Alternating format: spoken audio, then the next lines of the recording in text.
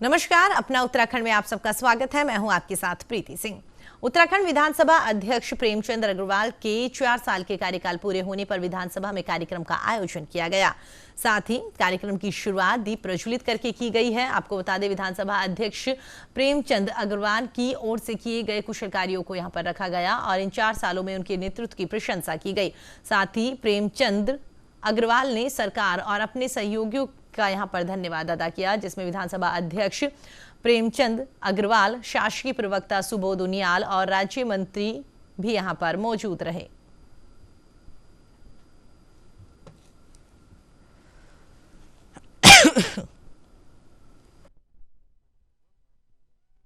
हमने 100 से ज्यादा निर्णय कृषि और बागवानी में लिए।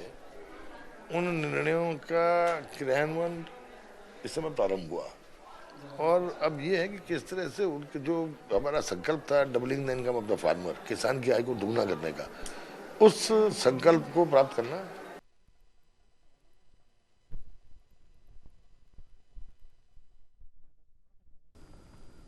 कोरोना संक्रमित होने के बाद भी आइसोलेशन में रहते हुए CM Tirath Singh Rawat Bijapur safe house से लगातार वर्चुअली शासकीय कामकाज संभाल रही हैं। ऐसे में मुख्यमंत्री रावत की कोशिश यही है कि उनके संक्रमित होने का विकास कार्यों की प्रगति पर कोई असर न पड़े।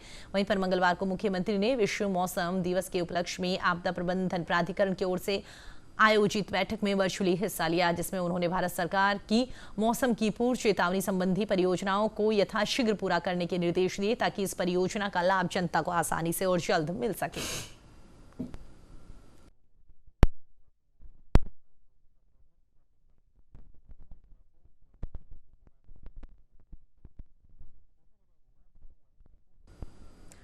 देहरादून विधानसभा में राज्य मंत्री स्वामी यतीश्वरानंद ने तमाम अधिकारियों के साथ में गन्ना विभाग की समीक्षा बैठक करी है, जिसमें विभाग के अपर सचिव, गन्ना आयुक्त, जिला डीसीओ, प्रबंधक सहित तमाम अधिकारी मौजूद रहे। इस दौरान स्वामी यतीश्वरानंद ने बताया कि बैठक में गन्ना किसानों की समस्याओं को लेकर बैठक बुलाई गई, जिसमें किसानों की समस्याओं जैसे कि गन्ना भुगतान, घटतोले और साथ ही देरी से गन्ना उठाने को लेकर अन्य विषयों पर गहनता से चर्चा की गई, जिसको लेकर तमाम अधिकारियों को कड़े दिशा निर्देश दिए गए। आज की बैठक जो गन्ना किसानों की समस्याओं को लेकर अधिकारियों के साथ हम बैठे थे, उसमें गन्ना विभाग के अपर सचिव, गन्ना आयुक्त, जिले के डीसीओ, सभी मिलों के प्रबंधक और तमाम अधिकारी आज की बैठक में बुलाए गए थे, क्योंकि पिछले लंबे समय से किसानों की कुछ समस्याएं थी, चाहे वो किसानों की पेमेंट को लेकर हो, चाहे घट तोली को लेकर हो, चाहे 10-10 दिन, 15-15 दिन तक किसानों का गन्ना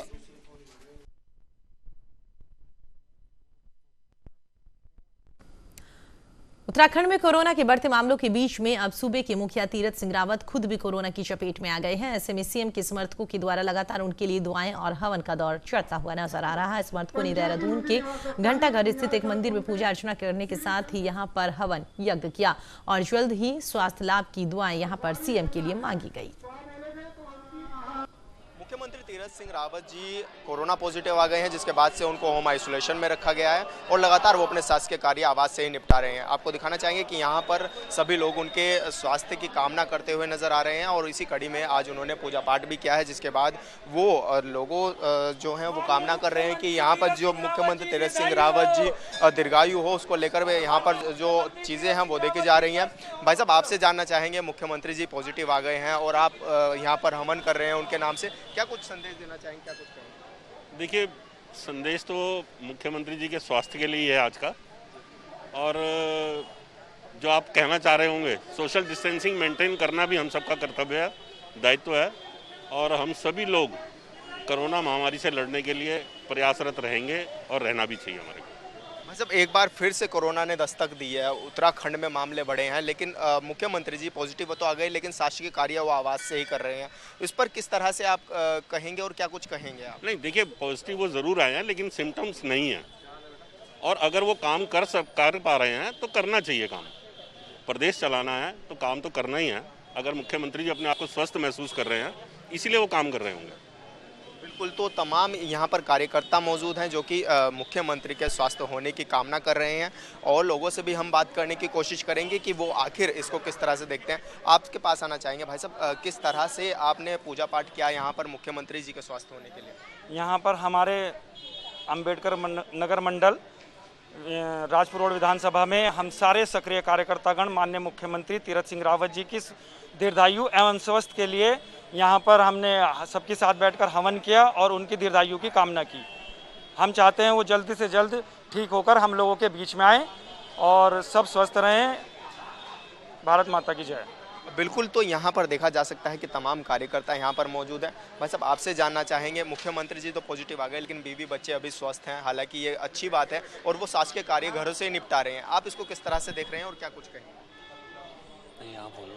चलिए, कोई बात नहीं। भाई साहब शायद बोलने में थोड़ा संकोच कर रहे हैं। मैडम, आपसे जानना चाहेंगे, आपने किस तरह से पूजा पाठ किया सीएम के लिए? हमने पूजा पाठ इसलिए करा कि हमारे सीएम की उम्र लंबी हो, जो ये कोरोना वो चल रहा है वो सारे मिट जाए। इसी शांति में भगवान के आगे हम प्रार्थना करते हैं कि सब स्वस्थ रहें। इसमें देखो इतना मारामारी हो रही है, किसी के हम भगवान से प्रार्थना करते हैं, उसी की वजह से हमने यज्ञ करा यहाँ पे कि हमारा जो है मुख्यमंत्री हैं उनका भी स्वास्थ्य और लंबी उम्र हो। बस आप किस तरह से प्रिकॉशन ले रही हैं? आप अपने स्वास्थ्य का कितना ध्यान रख रही है, क्योंकि कोरोना एक बार फिर से उत्तराखंड में बढ़ चुका है? हाँ जी, ये तो आया है, जबकि वैक्सीन भी मतलब तैयार है, लग रही है लोगों को, उस पर भी विश्वास है। और ये है कि बस धीरे धीरे पता नहीं कहाँ कुछ चूक हो गई होगी, जो ये मतलब चल रहा है ये भी खत्म हो जाएगा और अच्छा से सब हमारा जो है उत्तराखंड बहुत अच्छा से हो जाएगा। आप क्या कहना चाह रहे हैं, क्योंकि मुख्यमंत्री जी खुद पॉजिटिव हो गए हैं, उधर कुंभ के भी कार्य शुरू हो गए हैं, तो कहीं ना कहीं आप इसको क्या किस तरह से देखेंगे, क्या कुछ कहेंगे आप? ऐसा है, देखो अपनी तरफ से तो हमारी ये कोशिश रहेगी कि भाई जल्दी से जल्दी सब कुछ ठीक होए, पर यह है कि अब आजकल ये ऐसा माहौल चल रखा कि बाहर से भी लोग आ रहे हैं, इधर के भी वो हैं। इधर तो हमारा वैसे कम था, लेकिन बाहर के लोग जो आ रहे हैं ना उससे थोड़ा सा ज़्यादा हमारा हो रहा। उत्तराखंड जो कुंभ लग रखा, कुंभ की वजह से जो हो रहा है उसकी वजह से थोड़ा ज़्यादा हो रहा है। और क्या कर सकते हैं, अब भगवान की कृपा, हम भगवान से प्रार्थना करते हैं, हम दिल से दुआ है कि हमारे ये वो होए, क्या कहते हैं, मुख्यमंत्री जी हमारे जल्दी स्वस्थ होएं और उनके दीर्घायु के लिए हम कामना करते हैं। उनकी मतलब सब तरीके से स्वास्थ्य रहने की, हम उनकी दीर्घायु रहने की हम कामना करते हैं। हमारे दिल से दुआ निकल रही है उनसे कि भाई जल्दी से जल्दी ठीक होएं, ताकि हमारा आगे भी हमारा कार्यक्रम अच्छा चलता रहे। बिल्कुल, तो तमाम कार्यकर्ता यहाँ पर देखे जा सकते हैं जो कि मुख्यमंत्री के दीर्घायु होने की कामना कर रहे हैं, उनके जल्द से जल्द स्वस्थ होने की कामना कर रहे हैं, ताकि वो स्वस्थ हों और काम पर लौटें और फिर से, क्योंकि जनता के बीच जैसे कि उन्होंने 12-13 दिनों में जो समन्वय बनाया उसको वापस से बरकरार रखें। हालांकि मुख्यमंत्री अभी पॉजिटिव हैं और उनको आइसोलेशन में रखा गया है, लेकिन वहाँ से भी वो अपने सारे शासकीय कार्य निपटाते हुए भी नजर आ रहे हैं। अपने सहयोगी रिंकू के साथ विशाल गर्ग, न्यूज़ इंडिया, देहरादून। उत्तराखंड में जहां पर कोरोना संक्रमण के मामले कुछ वक्त पहले तक सामान्य थे, तो वहीं पर अब कोरोना एक बार फिर दोबारा पैर पसार रहा है और इसके साथ ही कोरोना के चलते प्रदेश में लगे लॉकडाउन को भी बुधवार को 1 साल का वक्त हो चला है। आपको बता दें 24 मार्च ही वो दिन था जब सूबे के तत्कालीन मुख्यमंत्री त्रिवेंद्र सिंह रावत ने संपूर्ण उत्तराखंड में लॉकडाउन की घोषणा कर दी थी। बढ़ते कोरोना के मामले और संक्रमण के फैलाव के चलते लगे लॉकडाउन से जहां पर सूबे की अर्थव्यवस्था प्रभावित हुई, तो वहीं पर मध्यम वर्गीय परिवार से लेकर गरीब परिवार तक पर भी इसका व्यापक असर देखने को मिला। कोरोना संक्रमण के कारण 3 महीने के लिए लगे लॉकडाउन ने उत्तराखंड को कई तरह के नुकसान यहां पर पहुंचाए हैं। कोरोना का संक्रमण प्रदेश के पर्यटन से लेकर कारोबार तक को भी प्रभावित कर गया और इसका असर साफ तौर पर प्रदेश के विकास पर देखने को मिल रहा है।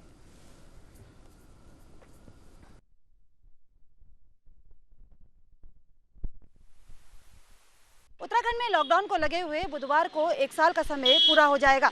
ऐसे में कोरोना के बढ़ते मामलों के बीच सरकार के सामने प्रदेश की अर्थव्यवस्था को पटरी पर लाना और कुंभ को सफलतापूर्वक संपन्न कराना दोनों ही चुनौती बनी हुई है। अपने सहयोगी आकाश श्रीवास्तव के साथ मैं प्रीति गौड़, न्यूज़ इंडिया, देहरादून। उत्तराखंड के सितारगंज में शिक्षा क्षेत्र को बढ़ावा देते हुए विधायक सौरभ बहुगुणा ने हाईटेक लाइब्रेरी का उद्घाटन किया। आपको बता दें हाईटेक लाइब्रेरी बनाने में करीब 90 लाख रुपए की लागत आई है, जिसमें 68 लाख रुपए लाइब्रेरी की बिल्डिंग पर खर्च किया गया और इस दौरान सौरभ बहुगुणा ने क्षेत्र की जनता को होली से पहले शिक्षा क्षेत्र में किए गए वादे को पूरा करते हुए लाइब्रेरी खुलने की जनता को बधाई दी।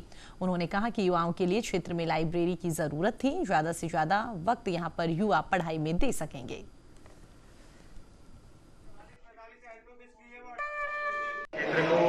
बहुत बहुत शुभकामनाएं बधाइयाँ देता हूँ। होली के पहले हमारी एक और सौगात सितारगंज क्षेत्र को है। 90.5 लाख रुपए का एक लाइब्रेरी, हाईटेक लाइब्रेरी सितारगंज में बनवाई गई है, जिसमें से 68 लाख रुपए बिल्डिंग के लिए है। बाकी का शेष पैसा जो है वो फर्नीचर और किताबों के लिए आएगा। ये बिल्डिंग हैंड ओवर करी जाएगी और इंटर कॉलेज को, और इंटर कॉलेज की फिर आगे देखरेख इंटर कॉलेज की रहेगी। यहाँ पर क्षेत्र की जनता को मैं ये कहना चाहता हूँ कि अगर हम क्षेत्र के युवाओं को शिक्षित नहीं कर सकते, अगर क्षेत्र के युवाओं के लिए हम एजुकेशन इंस्टीट्यूट नहीं स्थापित कर पाएंगे, तो कहीं ना कहीं हमारा युवा भटक जाएगा। आज आप देख रहे हैं कि किस तरीके से सितारगंज का युवा नशे जुए के लत से यहाँ पर बहुत बड़ी एक समस्या आ रही है युवाओं को। देहरादून के पंतनगर में किसान मेले का आयोजन हुआ, जहां पर किसानों को नए नए शोधों की जानकारी दी गई।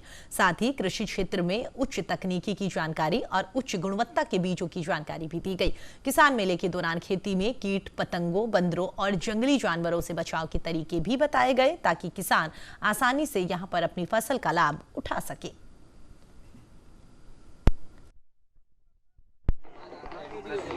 आप अभी प्रौद्योगिक महाविद्यालय जीवी पंत यूनिवर्सिटी के स्टॉल पर खड़े हैं और यहाँ पर हम लोगों की कृषि के क्षेत्र में इंजीनियरिंग की जो भी सुविधाएं उपलब्ध कराई जाती हैं उनके बारे में संक्षिप्त जानकारी दी जा रही है, जिसमें इस बार हम लोगों ने लेटेस्ट ड्रोन तकनीक से कैसे हम अपने खेतों में फसलों की स्वास्थ्य के बारे में पता कर सकते हैं, वहाँ की ज़मीन की नमी के बारे में पता कर सकते हैं, फसल के किसी भी रोग के बारे में पता कर सकते हैं। इस तरह की तकनीकी को यहाँ पर दिखाया है।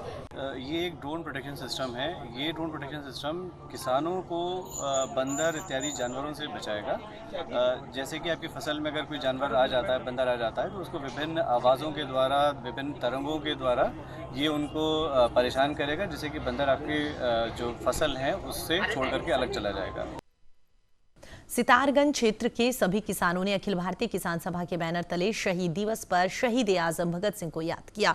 इस दौरान किसानों ने पगड़ी संभाल जट्टा का नारा दिया और शहीद भगत सिंह के विचारों पर चलने का एक साथ संकल्प लिया। किसानों का कहना है कि किसान आज परेशान है, सरकार है कि किसानों की सुनने के लिए तैयार ही नहीं है। पूरे देश का किसान दिल्ली में 4 महीने से आंदोलन कर रहा है, लेकिन सरकार उन पर बिल्कुल ध्यान नहीं दे रही।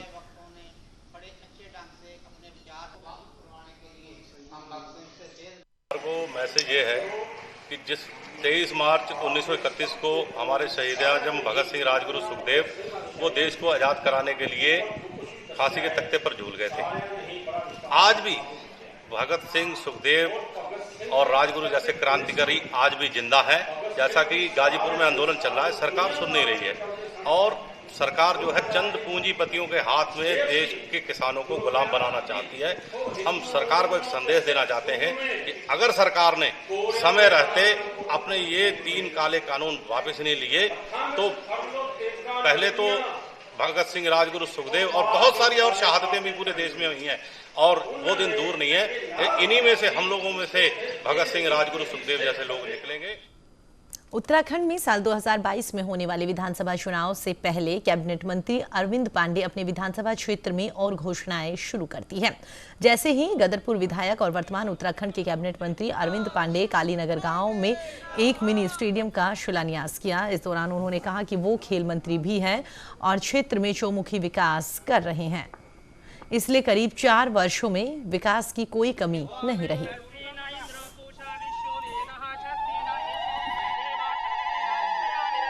हमारी लगभग 90% से भी के आसपास हमारी लगभग यूज हो चुकी है, लेकिन 100% कामों जो हमने स्वीकृत किया काम हो गए हैं। विभागीय भुगतान जब हो जाते हैं तभी उस सूची में आता है कि पूर्ण हो गया।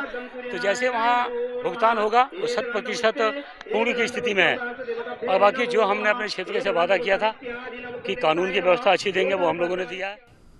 वेरीनाग में पानी की समस्या को लेकर उडियारी बैंड क्षेत्र की महिलाओं ने सड़कों पर उतरकर विरोध प्रदर्शन किया।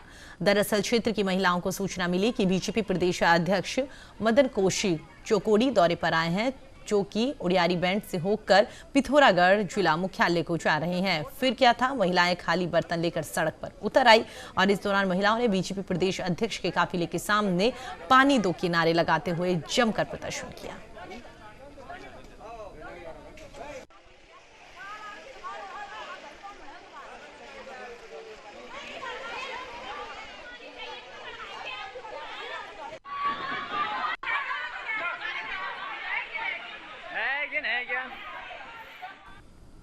हरिद्वार के नीलधारा स्थित चंडी टापू में पूरी पीठाधीश्वर शंकराचार्य स्वामी निश्चलानंद सरस्वती महाराज की छावनी में धर्म ध्वजा स्थापित की गई। इस दौरान उनके प्रतिनिधि प्रफुल्ल चैतन्य ब्रह्मचारी और मेला अधिकारी दीपक रावत ने विधि विधान के साथ में भूमि पूजन किया है। कलश पूजन, धर्म ध्वजा पूजन करके वैदिक मंत्रोच्चार के साथ में धर्म ध्वजा स्थापित किया। इस मौके पर मेला अधिकारी दीपक रावत ने पत्रकारों से बातचीत करते हुए कहा कि नीलधारा टापू पर धर्म ध्वजा स्थापना, भूमि पूजन ऐसे बहुत सारे शुभ कार्य संपन्न हुए हैं। वहीं पर कोरोना की जांच के संबंध में उन्होंने कहा कि सीएमओ हरिद्वार से कोरोना की टेस्टिंग बढ़ाने के संबंध में चर्चा की गई है।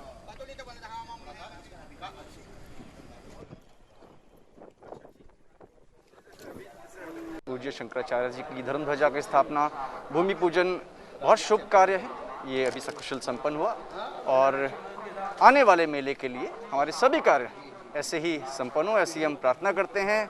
आप सबसे अनुरोध भी करते हैं कि आप सबका सहयोग भी हमें इसमें मिले। एक सर, क्योंकि कोरोना का जैसे स्ट्रेन बढ़ रहा है, क्योंकि एसओपीज तो 1 से 30 तक लागू होंगी, तो उसका पूर्णतया पालन किया जाएगा। और इसमें ऐसे क्षेत्र जहाँ पे कि थोड़ा ज़्यादा घनत्व है, ज़्यादा संख्या में लोग रह रहे हैं, वहाँ पे कल ही मैंने सीएमओ साहब से कहा है कि यहाँ पे टेस्टिंग हमें बढ़ानी चाहिए ताकि हमें पता चले कि क्या ट्रेंड इसका है। सरस्वती जी महाराज का शिविर का आज भूमि पूजन संपन्न हुआ, धर्म ध्वजा स्थापित की गई है और पूज्य शंकराचार्य भगवान का यहाँ पदार्पण 9 अप्रैल को होगा, जिसमें कि 1 महीने तक 28 अप्रैल तक यहाँ गुरुदेव भगवान का पदार्पण रहेगा और हम सबको मार्गदर्शन सुलभ होगा, गुरुदेव के नित्य प्रवचन सुलभ होंगे। और इसमें 24, 25, 26, 27 राष्ट्र रक्षा साधना शिविर का भी आयोजन है, जिसमें देश और देश के बाहर से भी विविध प्रांतों से व्यक्ति यहाँ आएंगे और यहाँ पे हम साधन और राष्ट्र रक्षा दोनों विषयों पे हम अपने भावों को भी रखेंगे। उत्तराखंड का लोहा घाट रंगों के पर्व होली के उत्साह में रंगा हुआ है। कुमाऊं की खड़ी होली के पूरे रंग लोहा घाट रामलीला मैदान में देखने को मिल रहे हैं। रामलीला कमेटी की पहल पर कई सालों से होली रंग महोत्सव का आयोजन किया जा रहा है, जिसमें दूर दराज के क्षेत्रों से होलियारों की टोलियां ढोल की थाप पर परंपरागत वेशभूषा में खड़ी होली का गायन करते हैं। इस महोत्सव को पूर्ण नशा मुक्त रखा गया है। 2 दिनों तक चलने वाले इस महोत्सव का शुभारंभ क्षेत्रीय विधायक पूरन फर्त्याल ने किया है, जिसमें कई गांव के लोग शामिल हुए।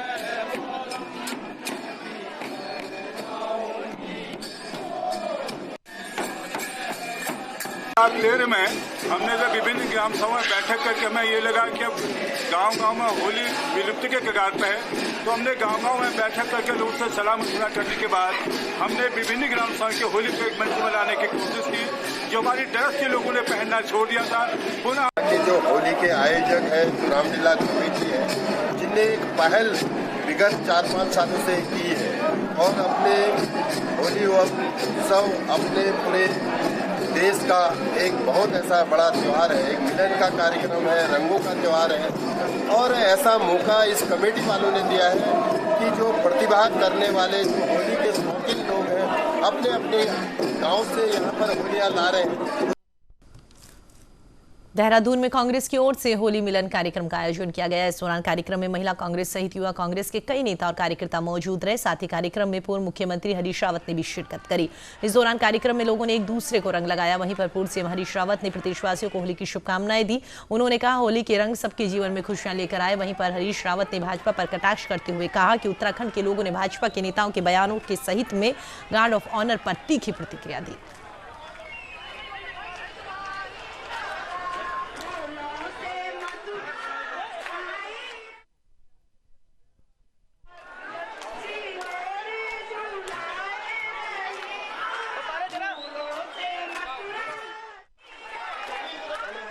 इधर कुछ केसेस बड़े हैं, इसलिए हमने लोगों से कहा है कि ज़रा सावधानी बरतें। और मगर हम इसका आयोजन पहले कर चुके थे, नहीं तो हम खुद भी इसको कंट्रोल करते, लेकिन बहरहाल क्योंकि पहले से इसका आयोजन हुआ था। रामनगर की भवानीपुर में युवक के जहर खाकर आत्महत्या करने के मामले में परिजनों ने कोतवाली पहुंचकर हंगामा किया। उन्होंने युवक और युवती को गिरफ्तार करने की मांग की। आपको बता दें, शनिवार को ग्राम भवानीपुर बड़ी पीरू मदारा निवासी नितिन जोशी ने विषाक्त पदार्थ का सेवन कर लिया था। कि उसका 4 साल से उससे रिलेशन चल रहा था और बिल्कुल सही चल रहा था। अभी बीच में इसी साल कुछ दिनों से 2020 के बाद 20 में के बाद विवाद चालू हुए। विवाद तो होते हैं, रिलेशन, वो घर आती है उसके और वो घर भी जाता है और रुकते भी हैं ये आपस में। आरोप गलत है। मुकदमा जो है उनके द्वारा कल तहरीर दी गई थी और कल ही जो मुकदमा पंजीकृत किया गया उसमें, और इनको बताया गया कि भाई इनके द्वारा ये कहा गया कि रिकॉर्डिंग में उनके द्वारा जो है इनका नाम लिया गया, लड़की और एक। फिलहाल इस बुलेटिन में इतना ही। देश और दुनिया की तमाम खबरों के लिए आप देखते रहिए न्यूज़ इंडिया। नमस्कार।